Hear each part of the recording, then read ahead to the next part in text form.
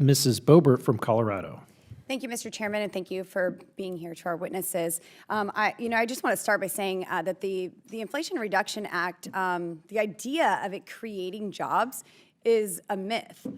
This is something from the federal government, and it's actually destroying our grid, and it's harming every American with inflation and less economic opportunity. The IRA is actually diverting investments to uncompetitive businesses and jobs. These businesses cannot compete in our market. It's literally one side of the government choosing winners and losers, and we are paying millions for EV jobs that pay less than the national average.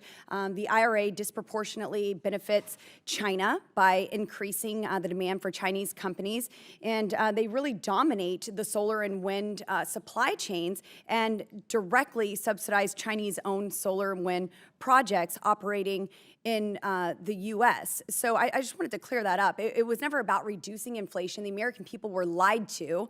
It was an Inflation Expansion Act, not reduction.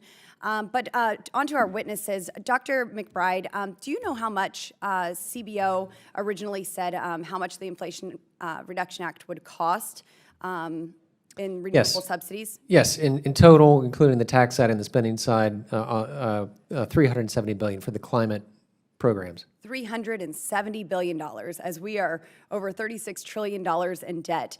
And we know that the original estimates weren't correct that we were given. So what is the real cost of the green energy tax credits? Well, the credits alone, that was about $270 billion originally estimated. Now looks to be about $1 trillion or $1.2 trillion when you include the interactions with regulations like the tailpipe rules. Absolutely incredible. Mr. Lieberman, these renewable energy tax credits will cost the American people approximately up to $4.6 trillion by the year 2050. Will the green energy sources by themselves support the current energy requirements of the United States?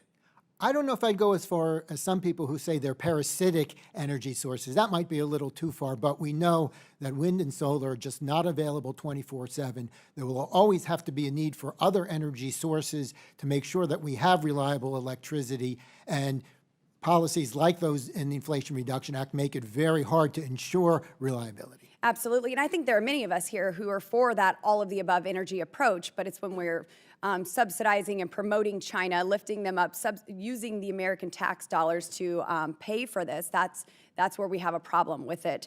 Mr. Lieberman, given the growing demand for power in the U.S., what are the unintended risks to our electric grid that we're facing with these displacing proven energy methods?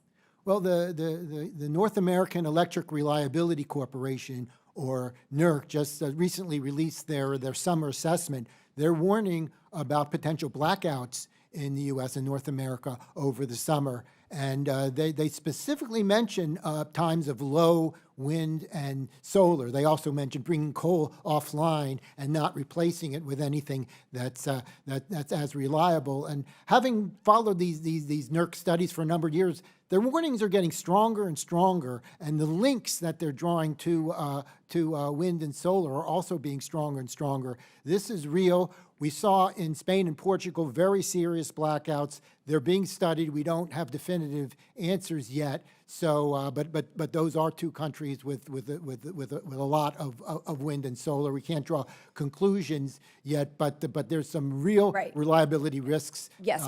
And their energy sources are unreliable, and that's why we've seen it in California. We've certainly seen brownouts there. In Colorado, they've begun to shut down our coal-fired energy plants, and they want to stop mining the coal, arguably the cleanest coal in the world, right there in Colorado.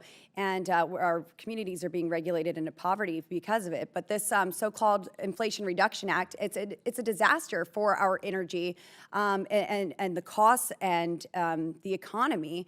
It's really, this act is what has caused so many problems in increased energy prices. It was a shameful boondoggle, and it's pushing this unreliable sources, wind and solar, while taxing our dependable oil and gas. So I want to thank the witnesses for being here, and I yield.